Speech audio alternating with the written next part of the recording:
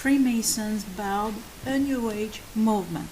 Albert Church Ward, another Masonic author, states that the triangle pointing upward is a symbol for Seth, which is one of the infernal names for Satan.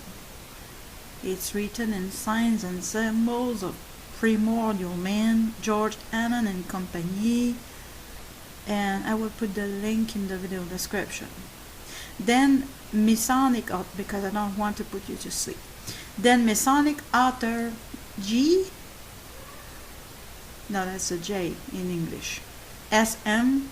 Ward states, which the point upwards, the equilateral triangle stands for Shiva, the destroyer, and signifies the flame which rises upwards from the funeral pyre toward heaven.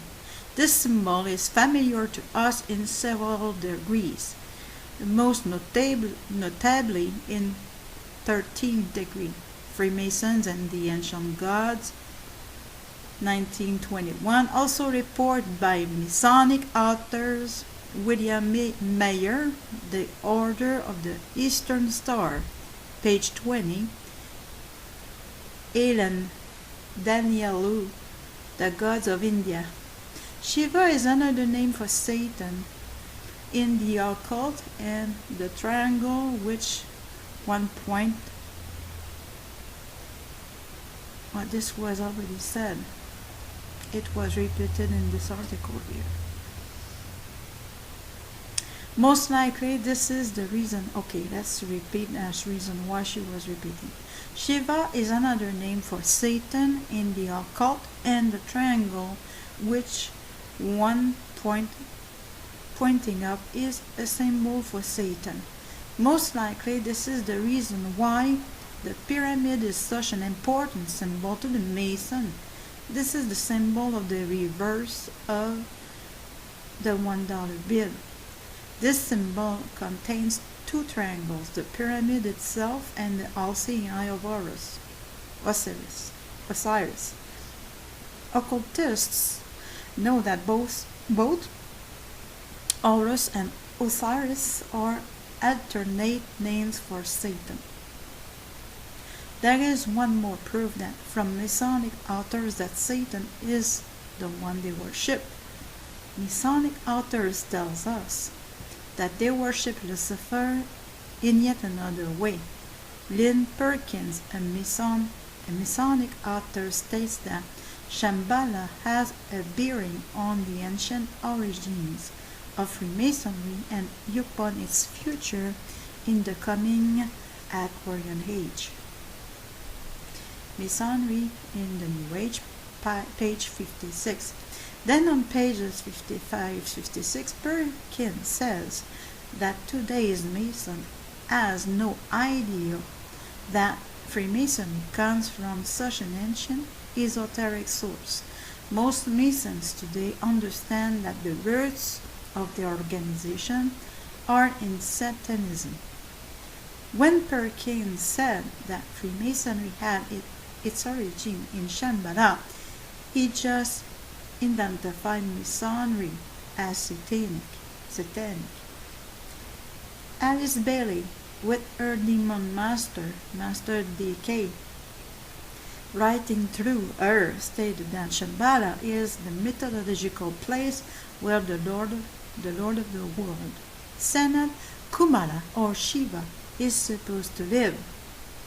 Discipleship in the New Age. Masonic author Perkins has just admitted that Freemasonry originated in the place where Shiva, Satan, lives. Manly P. Hall, 33rd degree Mason, KT, in his book Initiates of the Flame, boldly admits Freemasonry is from hell. Those who follow the path of faith or the heart use water and are known as the sons of Seth, while those who follow the path of the mind and action are the sons of Cain, who was the son of Samael, the spirit of fire. Today we find the latter among the alchemists, the Hermetic philosophers, the Rosicrucians, and the Freemasons. Page 20. All places Freemasonry among the circle of the damned, sons of Cain, who rebel against God. Alchemists who are known sorcerers, black magicians, and worshippers of Satan, and the Rosicrucians who have so desecrated the cross of Jesus Christ with pentagrams and hexagrams. Hall's major revelation was that Freemasonry is the son of Samael. Being careful not to confuse Samael with the beloved prophet Samuel, Samael is one of the infernal names of Satan. In fact, House of Theosophy, author writing under the influence of her demon possessing her, Master D.K., identifies Samael as Satan, the secret doctrine. In fact, Satanists have a symbol of Samael. The pentagram with the one point up represents the divine man, specifically, and Lucifer, the good God generally. The pentagram on the right with the two stars up and the goat's head is called the goat's head of Mendes by most Satanists, but black magic Satanists call him Samael. On the website, that the link will be posted in the video description, we have a combination of the title of Mystery Schools, Grey, White Brotherhood, Ascendant Masters, Freemasonry, Theosophical Society, and Saint Germain. This is a site where New Age meets the ancients. Count de Saint-Germain was an 18th century adventurer known as the Wonder Man. He went by the name of Count Saint-Germain. He has a reputation of mystery and extravagance. He pops up from time to time across the centuries. He claimed to be the originator of Freemasonry and Rosicrucianism. Spy and an incognito king. In Vienna, he took part of the foundation of the Society of Asiatic Brothers and of the Knights of Light, who studied alchemy. And it was he who gave Mesmer his fundamental ideas on personal magnetism and hypnotism. It is said that he called Cagliostro, who visited him on several occasions in Holstein to receive their directions from him, though there is no direct evidence for this.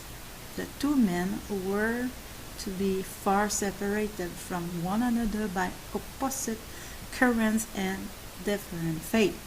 He was said to possess the philosopher's stone. He dazzled people with his abilities to play violin, sing, compose, priest, fiddler, harpsichord, and a vast nobleman. He was thought to be an Italian, a Spaniard, a Pole, and someone who married into great fortune in Mexico and ran away with the jewels of the to Constantinople. Even though he was claimed to be married from time to time, he had no desire to be with women. He never ate in public, casually dispenses diamonds, and hinted of his being centuries old. He spoke many languages, all with a slight indeniable accent. He advised the court belles of their diet, sometimes giving them a rejuvenating elixir. He never ate earlier. Okay, the stories told of him generate from the 18th century until now, considering there is a man thought to be him that frequently publishes his New Age guru specialties. Voltaire calls him a man who knows everything and never dies, a squib often quoted by writers unfamiliar with Voltaire's irony.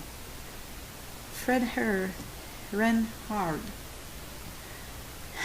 Jemensen Gothenburg meets the Count in Bavaria. Frederick wants to know if the Count is a Freemason. Saint-Germain confesses he was once and got as far as the fourth degree, but has forgotten the signs. Just 2 years before, a certain George Schrepfer appeared in Leipzig, claiming occult powers and royal blood. He swindled several trusting souls with a scheme to merge Freemasonry and the Society of Jesus, then, promising a miracle, shoot himself. Whoa. Saint-Germain is rumored to be his pupil. The Count catches pneumonia from his draughty lab.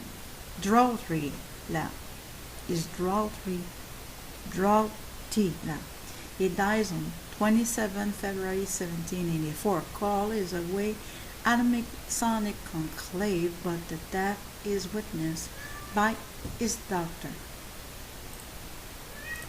The plain facts, though, are satisfyingly odd. The Count was wealthy with no visible means of support. He concealed his real name and origin. He was celibate, ascetic, traveled constantly, and dropped out of sight for years at a time. He was called a charlatan, but his reputation was spotless. On the face of it, he seems to have been a wealthy eccentric with a taste for mystification, music, and fabric dyes. Reports of Saint-Germain's death were blithely disregarded. The Occultists, also known as Tila, announced that there were 2 counts, and the real one was still alive. Saint-Germain was sighted in Paris in 1835 and in Egypt during Napoleon's campaign. Napoleon III kept a dossier on him, which was lost in the fire. Several books on palmistry and astrology bore his name. Arch Theosophist Elena Blavatsky identified the Count as one of the masters of wisdom who guided her and hinted she had secret documents pertaining to him. In fact, what she had was a copy of the Ad Hemar souvenirs, which she loaned to Isabel Copper Oakley, one of the Count's first biographers. The 10 Countess of Hadamar, also a Theosophist, vouched for ancestor, so Lamotte Lagon's fantasies reached a wider audience than they deserved. Another Theosophist, C.W. Leadbeater, met a beard and uniform Saint-Germain in Rome in 1926. In 1923, Aleister Crowley had jotted an idea in his diary: "Shall I become Count de Saint-Germain with a wig and beard and start a new legend?" I'm afraid this is just coincidence. By then, some Theosophists were saying Saint-Germain was the incarnation of the goddess Venus. From there, it was a short jump to Guy Bayard, who claimed the Count actually introduced him to visitors from Venus. Woo! In his book, Ballard revealed a 1930 encounter with Saint-Germain on Mount Shasta in California. The Count always an entertaining host, pulled gold from the air tamed a panther and took Guy and his wife to a convention of Venusians in the Grand Tetons. The Bayards formed a group called the I Am Foundation, which disseminated many channeled messages from the obliging Kant. They also published a portrait, while quite unlike the historical one, featuring a dark bearded Christ-like figure. It was soon replaced with a blonder, more Californian version. There's one more link to the Venusians, this Venusian chain. UFO contactee George Adamski was familiar with Ballardiana and his own 1952 meeting with the tourists from Venus may have been inspired by Guy's quality time with Saint Germain. Meanwhile, I Am begat the Church Universal and Triumphant, led by Mark and Elizabeth Clare Prophet. The church's biography of Saint Germain now includes incantations as an Atlantean priest, Merlin, both Bacon, Roger and Francis, and Columbus.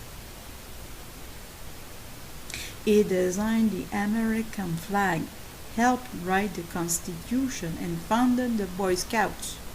He lives in a pink crystal cave in Wyoming, where he leads the fight against tobacco, alcohol, sugar, and dissonant music. The church distributes two portraits: Ascended Master Saint Germain and Knight Commander Saint Germain. Perhaps we're back to the two Saint Germains of Eliot. But the Theosophists and a great many occultists regarded him as master of the Great White Lodge of the Himalayas. The legend of these masters is well known. According to it, there live in an inaccessible lamasseries in Tibet certain wise men who possessed the ancient secrets of the lost civilization of Atlantis. And why not make that three? Back to the Count's beloved friends, the late Richard Chanfray bravely donned the mantle. After a troubled youth, including a suicide attempt and a bout of amnesia, Chanfray landed in prison for robbery. There, he had a series of dreams that convinced him he was the illustrious Count. On 28 January 1972, he made a memorable appearance on French television, changing lead into gold, discussing his experiments with giant insects, and revealing that Louis XV was still alive and living in the Midi. He went on to cut an LP and open an antique shop in Paris. One can hardly blame him for becoming, between commas, the Count.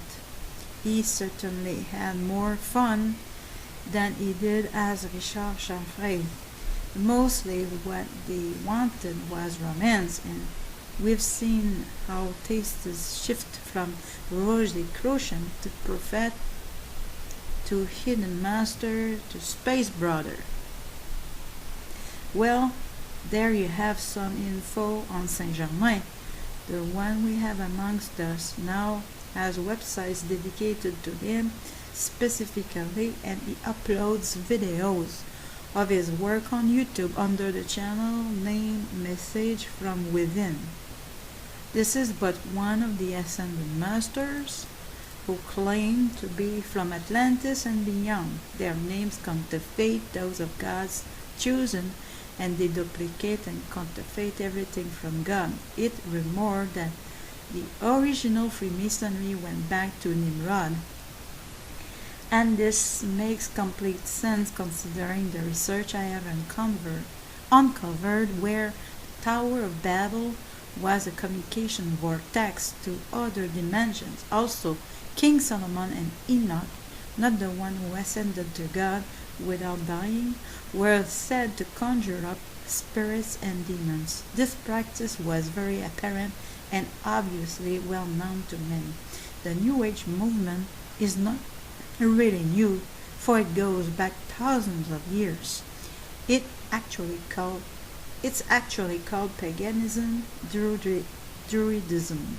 It is the worship of Mother Earth and Satan. I will put the link in the video description. Thanks for listening.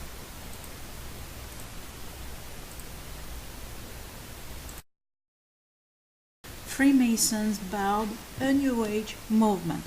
Albert Churchward, another Masonic author, states that the triangle pointing upward is a symbol for Seth, which is one of the infernal names for Satan. It's written in signs and symbols of primordial man, George Annan and company, and I will put the link in the video description. Then Masonic, because I don't want to put you to sleep. Then Masonic author that's a J in English, S.M. Ward states, which the point upwards, the equilateral triangle stands for Shiva, the destroyer, and signifies the flame which rises upwards from the funeral pyre toward heaven. This symbol is familiar to us in several degrees, most notably in 13th degree.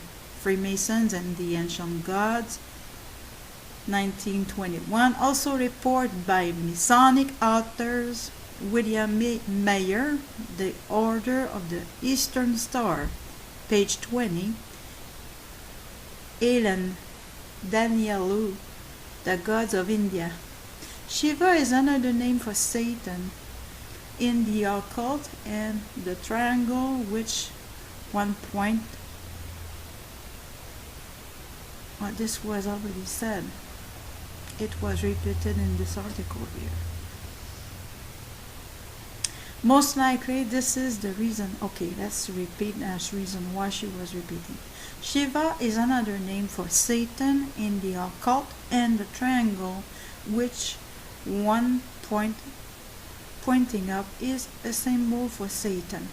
Most likely this is the reason why the pyramid is such an important symbol to the Mason.